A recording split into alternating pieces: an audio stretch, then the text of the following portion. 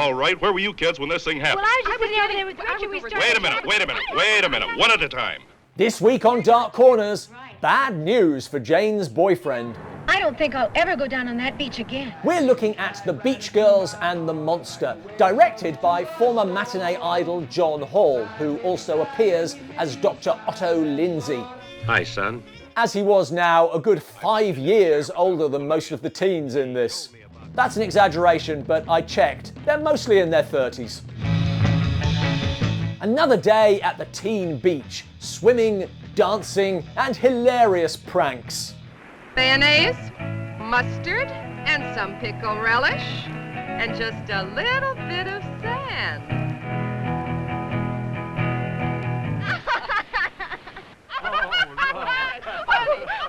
Come here, you bitch.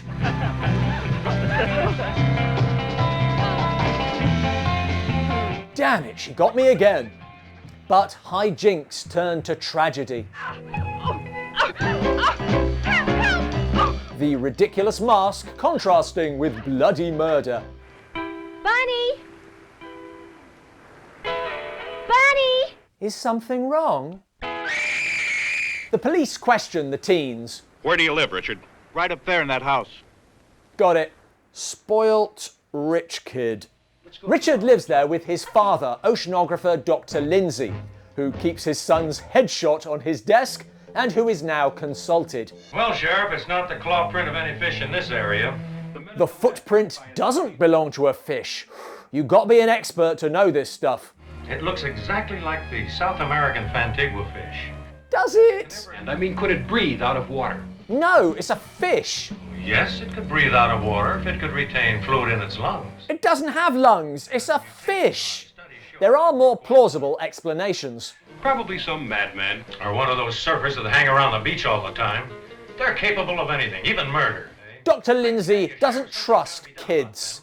The boys are nothing but a bunch of loafers and the girls are little tramps. Deliberately flaunting themselves at me. One possible reason for Lindsay's dislike of the surfers is his second wife hitting on his son, Richard. Why, is that any way to talk to your stepmother? But Richard's not interested. Save some of that jazz for Dad, Vicky. He's the one that needs it. This was made in 1965. Why does it feel like 1952?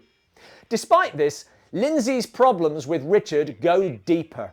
Richard and I are going into research. I planned it for years. But... No, he hasn't been in the lab for months. Really? Just hangs around the beach with those tramps. What kind of young man chooses loose women over mutant fish? After all, Richard was driving when they had the accident. He still feels responsible for the injury to Mark's leg. There's a lot more going on in this movie than a rubber monster. That Mark, the sculptor, he's got his pottery all over this house. Richard was in a car accident in which his friend Mark was injured. Mark now lives with them. What is it with you and this surfing jazz? All of a sudden it's such a big thing. Spill it, Daddy-O. Listen, Mark, I'm just beginning to realize there's more to life than just test tubes and fish. Who knew? Well, you see these films, the surf is great. Because, presumably, the film was running short, they now watch 2 minutes of surfing footage before continuing their conversation in Mark's studio. This is what I wanted you to see. It's your stepmom. Of course not. It's the dead girl. I was wondering, do you think her folks would like to have it now? I feel like I really captured her jugs. He has also made a statue of Vicky. Wow, you got to really hate someone to do that to them. Vicky. Like I said, there is a lot going on, and I admire John Hall for trying to make the beach party monster movie that Ingmar Bergman might make.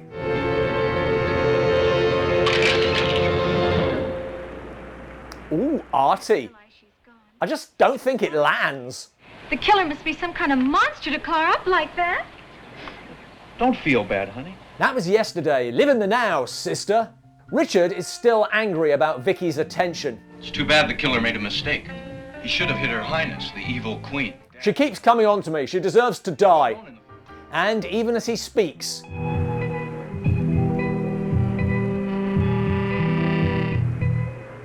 Ah, she got away. Mark joins Richard and girlfriend Jane at the pool.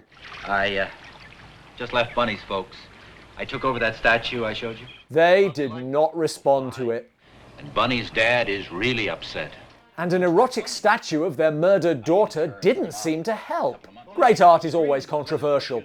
Mark moves on to his next victim, Vicky. You're in the wrong position. Yeah, that's the problem. I'll bet you know what it's like to be lonely. Wow, she'll do anything to stop him from creating this monstrosity. Did you think I'd make love to a cripple? I'm getting some mixed messages. Kill her. I could kill her! Maybe we need to complement our foreshadowing alarm with an obvious red herring alarm. Richard picks up his father from work along with Mark. Uh-oh, here comes Big Daddy now. Okay, if I call your dad that. Father and son still can't see eye to eye. Lindsay wants his son to go into oceanography, while Richard wants to go surfing with girls. Or do you expect me to finance your playtime forever?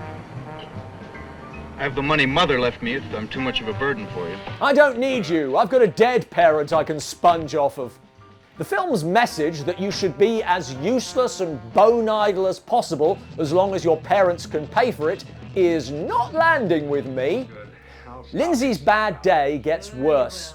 We can't anything. Can't you get that through your head? There are plenty more oceanographers in the sea.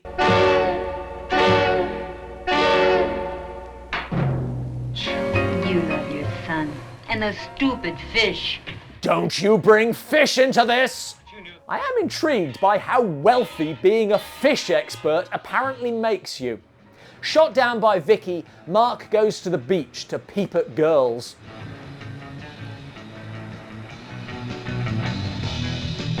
My dancing days are over. This is all they do, all day and all night. This episode of Dark Corners is brought to you by Bikinis and Bongos, the world's greatest beach party movie album, featuring When You Can Jella and Do the Jellyfish. Hey! And who could forget? You got a monster in the surf. Yeah. Not to mention You're the wheel and a wobbly.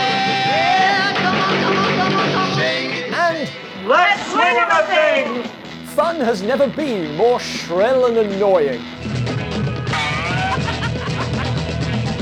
But as one pair of teens get some alone time,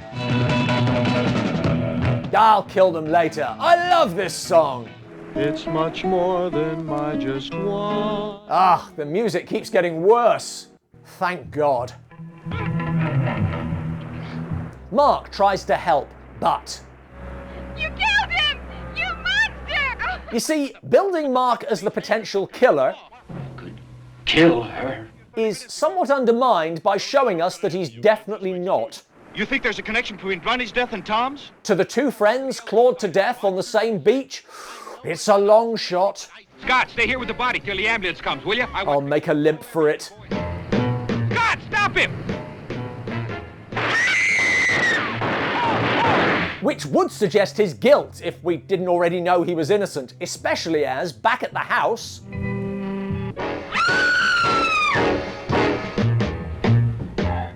although he's turned his back on science, Richard can still drop some knowledge on the possible origins of the creature.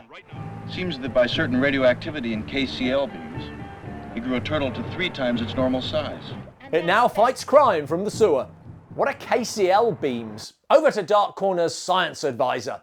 Well, KCl is potassium chloride, but what KCl beams are, I don't know. If you have the answer, then please let us know in the comments below. Either way, probably can't turn a fish into a monster, but in the context of the movie...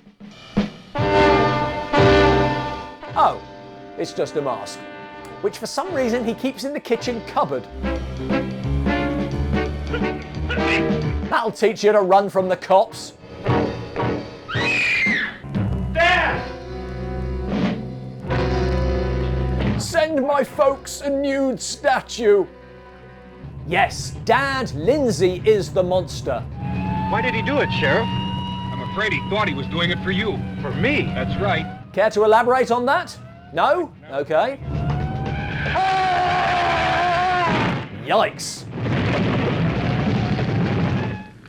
I guess we lost him. And that fiery explosion we saw is probably unrelated. Beach party monster movies are always bad. This is especially so because it's weirdly humorless.